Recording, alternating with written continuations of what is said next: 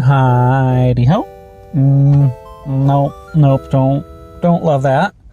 But okay, if you are new here and to this channel, I am Casey, and I am just taking down a bunch of topics and breaking them into questions.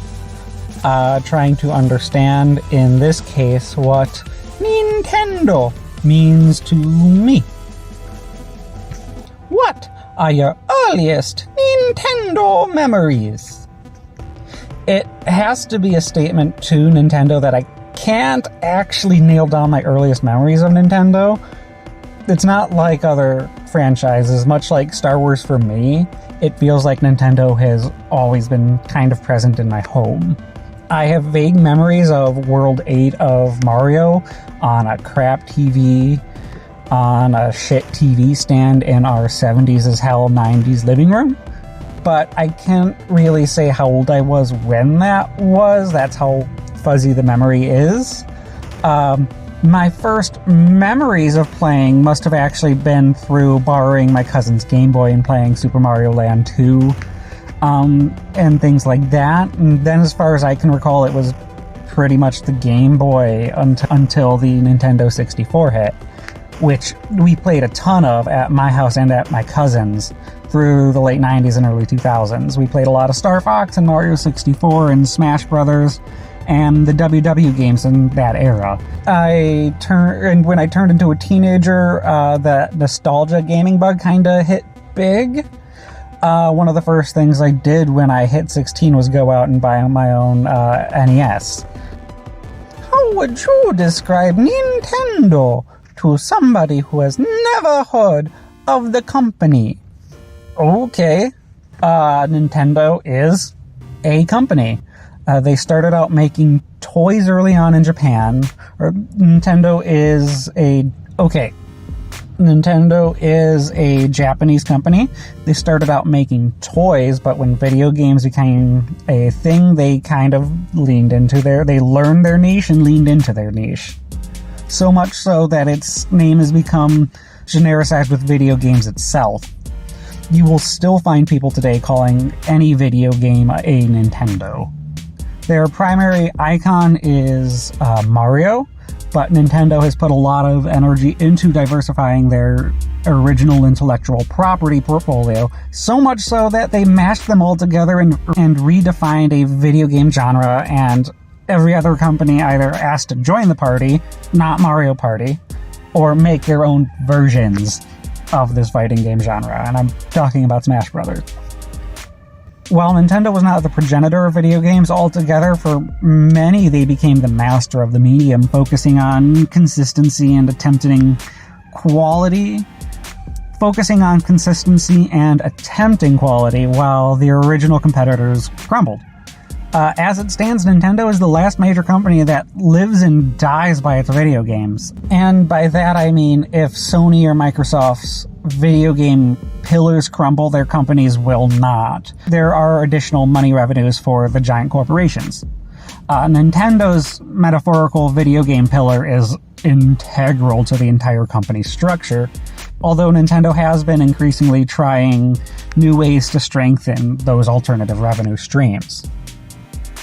What Nintendo systems do you own? The easiest way I find to break it down is I can play the vast majority of physical Nintendo games on official systems I own. I can play NES carts on my NES. And side note, since my spouse also had one, we had two, which we ended up refurbishing and giving away to a friend as a gift. I have my Super Nintendo for my SNES carts, my N64 for those. I have a GameCube, and while I left for my Wii with my parents, I have my Wii U, and I am one of the people that use their Wii U to death and still use it to play my Wii games. And that brings us to the Switch, which I own. But on the handheld side of things, I have a Game Boy Advance SP for my Game Boy Color, and GBA games, and my 3DS for my DS and 3DS games. And while I recognize I do not have a Virtual Boy or the more niche versions of the 3DS to play everything, I'm pretty satisfied with the options I have available. Do you you prefer emulators or physical games? If you missed the first few moments of the video and haven't figured it out, the footage was recorded via emulator. Emulators have a grotesque amount of advantages between convenience and costs and save states and video recording, modding, and I'm sure dozens more on the technical side that I don't even know how to describe. Emulators have also become hugely important to preservation of video games since it is absurd the amount of video games that are virtually lost, either buried by the distributors and the owners of the IP, whether they're forgotten or just gone from existence generally. So many games that people put hours and days of their lives building to bring some kids a few minutes of entertainment. These games deserve, I think, to be played, and right now the only reasonable way to do so is via emulators. But the thing is, I will always prefer to play on the original hardware, and with a original controller, it feels right in my hands. I like supporting the creators by playing on the system and purchasing the game. But the more proprietary systems that come out, the harder it's going to be to keep up. And you never will. No person will ever be able to keep up with everything. So unless the gaming industry changes fundamentally, emulators and shady downloads are kind of required to keep an otherwise entirely apathetic industry in check at a very minimum. And at its most potential, spread these pieces of art that people spent time in building to enjoy. So yeah, I think both have their value and are important. What is the first Nintendo game you remember playing? Again, memory is not reliable, and I won't act like it is. I won't say it's the first game I ever played, but the first Nintendo games I really remember sinking time into are Super Mario Land 2, the 6 Golden Coins on the Game Boy, and the Game Boy's rendition of Donkey Kong 94. Both games, I think, are perfect introductions to games and Nintendo in general. They're really simple controls that can be mastered long-term, and you kind of need to master them long-term because there's a stupid skill gap that comes during the final levels. But both games I return to regularly and still enjoy thoroughly. What are your favorite Nintendo systems? That depends on how you want to break it down.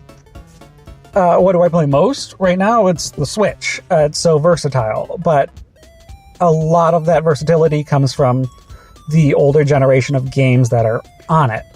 Like, what era of games do I prefer? I always have a soft spot for the simplicity of the NES.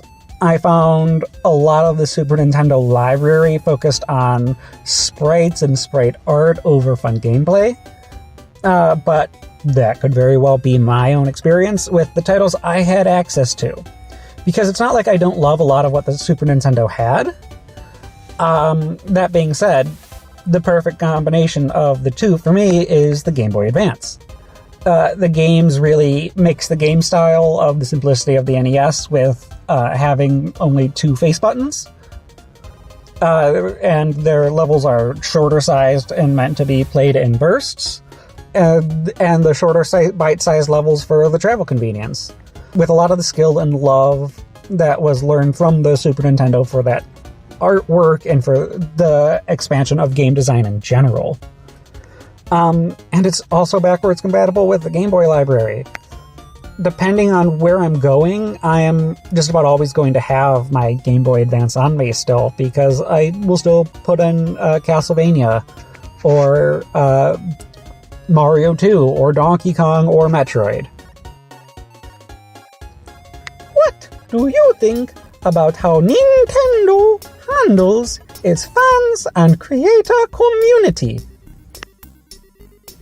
I think in large part Nintendo higher-ups don't recognize the extremely vast culture gap between what gaming culture was and what it currently is in the gaming market. Nintendo has always ferociously defended their intellectual property, similar to Disney. But even Disney has had to bow to public pressure when throwing cease and desists around, since it's based here. The primary thing I believe Nintendo is going to recognize is the money that comes in. I earnestly don't know if Nintendo's current string of original ideas and successes is from listening to fan feedback, or from relatively new programmers finally being put into positions to drive that change and innovation. But seeing how Nintendo has only continued to restrict fans and creators, I'm kind of inclined to believe the latter. But, and it's a big but, I also believe it's in a large part to a huge generational culture gap, as I mentioned before, between Japanese executives born in the 50s and 20-year-old American creators in the 2020s. Those executives, though, also earned their seat at the table. They're the original inventors that did build the company. Their influence and hand still guides some of the greatest games the company is releasing today. If we want change in that way, the only things that will perpetuate that kind of change are time or open communication. And while time keeps on ticking into the future, Nintendo has largely closed communication. The last basis we as a community really have for communication with Nintendo is with our wallets at this point. Peach, a Nintendo product. Okay, am I the only person who wants Mario and Wario to go head-to-head in some sort of game? Maybe a puzzle platformer akin to my old Game Boy Donkey Kong game where Mario is chasing Wario. Maybe throughout his kingdom, for old time's sake, for 6 golden coins. Maybe have it harken back to both Donkey Kong and Mario Land 2 and Wario Land games. Maybe if this Mario and DK remake does well, and I will be picking that up when it comes out, Mario vs. Wario can pick up where it leaves off, since the minis have taken over the DK games. What if you mixed those kind of overworld map mechanics from the Wario games with Donkey Kong's puzzle mechanics? I think that's a really interesting idea there that would need a lot more fleshed out, but it's just, 3 sentences here. Who do you mean in Smash? Okay, follow up with Smash.